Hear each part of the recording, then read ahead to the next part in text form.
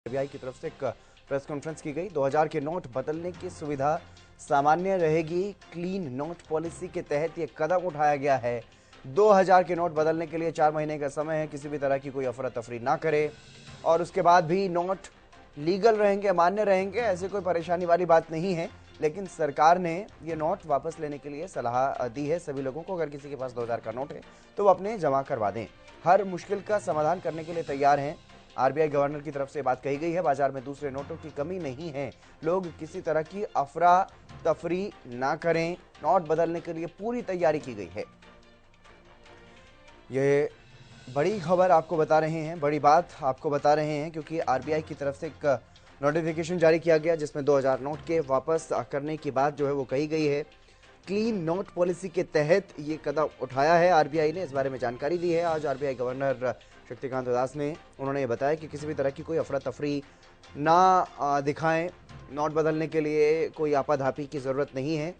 सामान्य तरीके से नोट जमा करवा सकते हैं। आप जमा करवाने के लिए जाएं और जो भी प्रोसेस है, जो भी प्रोसीजर है पैसे जमा करवाने का, क्योंकि 50,000 के ऊपर अगर आप अमाउंट जमा करवाते हैं किसी भी बैंक में तो आपको पैन कार्ड की कॉपी देनी होती है, पैन कार्ड दिखाना होता है। तो वो जो प्रोसीजर है, बाकी दिनों के लिए जो प्रोसीजर है, उसी प्रोसीजर के तहत ये नोट जमा किए जा सकते हैं। लेकिन अगर आपको बदलवाने हैं नोट तो सिर्फ 20,000 रुपये के नोट जो है वो आप बदलवा सकते हैं। यानी कि 2000 के 10 नोट ही आप एक्सचेंज कर सकते हैं बैंक में जाकर के। क्या कुछ कहा है वो आपको सुनवाते।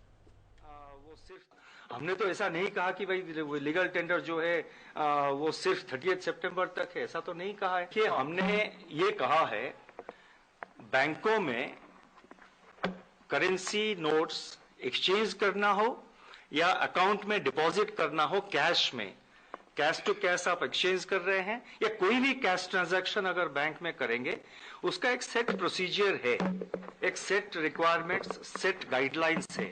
हमने ये कहा है जो एग्जिस्टिंग मैकेनिज्म है आपका, जो एग्जिस्टिंग प्रोसीजर है, आप उसको फॉलो करिए। हमने कोई एडिशनल प्रोसीजर नहीं लगाया है।